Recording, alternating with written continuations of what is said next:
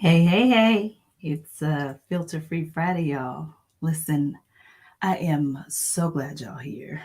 I have been wanting to talk about Mr. Oliver James. If you don't follow him on TikTok, he's 34 and he has been teaching himself reading on screen, how to read.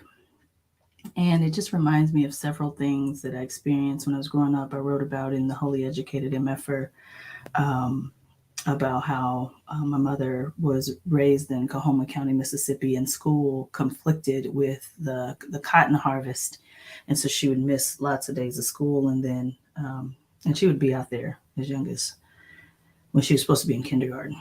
So she would, at some point, just decided that she would rather um, avoid the embarrassment of being behind, i.e., not being able to read, not being able to catch on to the concepts for the children who had been there since the beginning of school. And she just became a full time um, laborer in the fields. Anyway, this gentleman, Oliver James, I think his name is Oliver James. I want to share with you just a little bit about his story, so you can see and know what I'm talking about, and then I'll come back to you. We'll just watch it a little bit together here. She smiled at him. We expect that we hope also that he would prevent himself promptly for chastisement. I don't know what the stuff. I don't know the reading, and he has always done so. Courage, she went on. Only one of us here today has ever undergone the rigorous training required of a receiver. He, of course, is the most important member. Yeah, so I just wanted you to see a little bit of what he's doing, sharing his learning journey. And every time at the back to school time, I am shocked by people who are just so stuck that there's some children who are behind. Because if a 34-year-old can learn how to read, or in the case of my mother was about, let's see, 44, can learn how to read, we can certainly teach a second grader who's behind how to read, or a third grader who's behind how to read. Folks will often say, we got kids in high school who don't know how to read. Okay, we have adult literacy programs that teach people how to read. For some of the world's most um, persistent social problems, we just act like there ain't no, that we don't know how to do it. We know how to put men on the moon. We know how to go from selling materials in a garage to um, creating the massive Amazon. If you want to eradicate polio, we know how to do that. But the thing that people, you say something like, hey, let's teach a ninth grader how to read. All of a sudden, we have lost our capacity to be great. Or if you want to curb violence, even though we know the social determinants of violence, we know what causes violence. We're like, oh, we, y'all need to just pray and make sure these daddies in the home, and somehow that's going to fix our problem. And it is just a beautiful reminder to me to see Oliver James. He comes up in my social media feed, and sometimes he's not talking about or reading live. What he's talking about is he has a personal training business, and he's talking about the things that he's doing to keep his learning disability at bay, because he actually has a learning disability. Some of the folks who can't read don't have a learning disability. We are at, here in the United States, about almost 70% of our citizens can only read to maybe a fifth grade level or so. Listen, that means that we have got to find better ways, one, to communicate with folks. So one of my clients is a church, and they service people who are unhoused, people with drug addictions, people with paranoid schizophrenia, bipolarism, all kinds of things. And when you have the intersection, or you have both the the challenges of being poor, but then you also have some of these other things, it is highly likely that you don't know how to read. And much of their communication goes out through email. All of their information on bulletin boards is pretty much all words.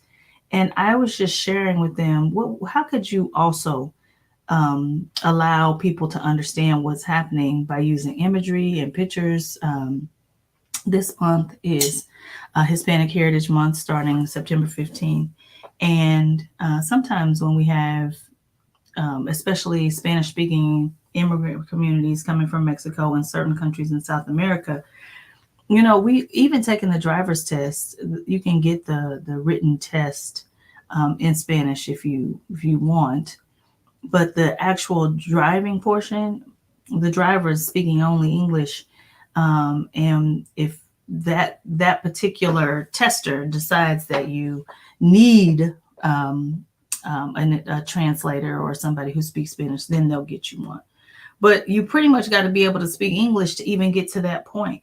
And so when I consider the ways in which sometimes we don't solve for illiteracy challenges, and then also assume that because someone does not speak English as a first language, that there's something inherently wrong with them, like they can't drive or they can't understand. And that's just not it. They just don't speak our language. I'm like, there's a lot, for me to learn about how do I even translate some of these things?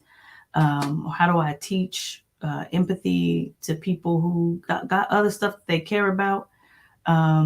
Maybe haven't built any empathetic muscle all the way to this point. I was talking with someone yesterday, and they were like, "Yeah, this guy ain't got no empathy," and I could just hear the defeated nature, or the defeatist nature in their voice. And it's like, you know what? It might take 4 years for you to learn how to be empathetic. And I know in our microwave society, that's a long time. But if you're going to live another 30, 40, 50, then what difference does it make that took 4 or 5 to learn how to be a little more empathetic? I think we should be working on this, which takes me to my larger point about living a long time.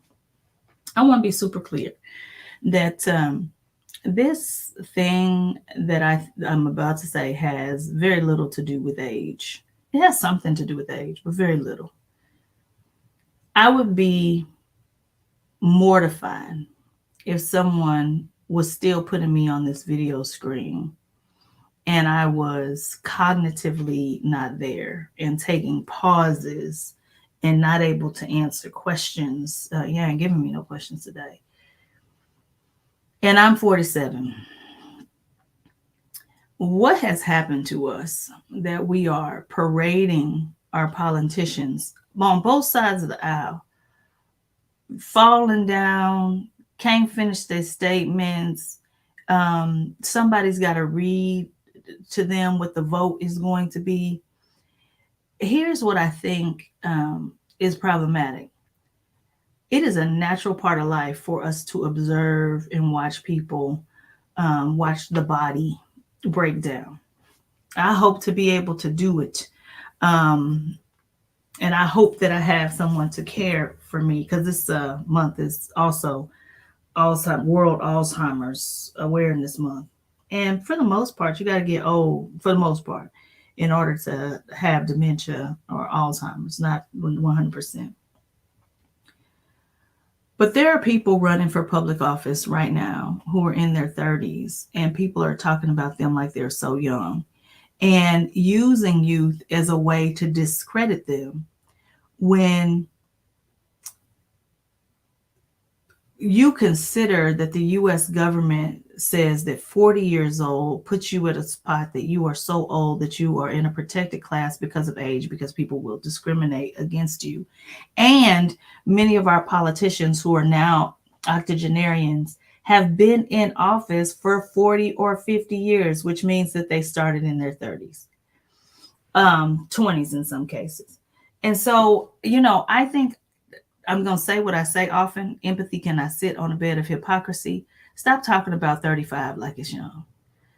Um, 35, you could, if you started your career fresh out of college, you could easily have a 15-year, 14-year career in a topic. And that's a sizable career. That's a long time. People don't stay in places in industries for 15 years. That's a lot of experience. And we need to start looking at experience and stop looking at the number of years somebody's been on the planet. And if by chance you happen to be incapable physically of handling your job because your mind is failing you, because you're having strokes at work, listen, all money is not good money. We have got to allow people to care for themselves. And I said I wasn't going to get distracted by this foolishness, and I did anyway. But what I want to leave you with is that if Oliver James can teach himself to read, um, what I love about him doing it publicly is that he is further proving that those things for which we are ashamed, when we put ourselves out there, we make it such that what somebody gonna say? Boy, you can't read. We know, we know he can't read. Let me see how many followers he got. He got 2.8 million likes and 256,000 followers. We know he can't read.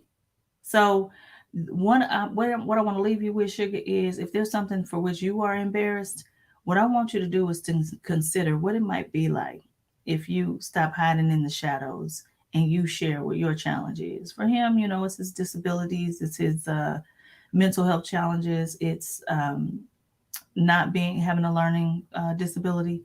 But what is it for you? I try to always model what it looks like to go first. You ain't got to share everything about your life, but too much we're keeping a secret, and we are only as sick as our secrets. It's Filter Free Friday, y'all. We got plenty work to do.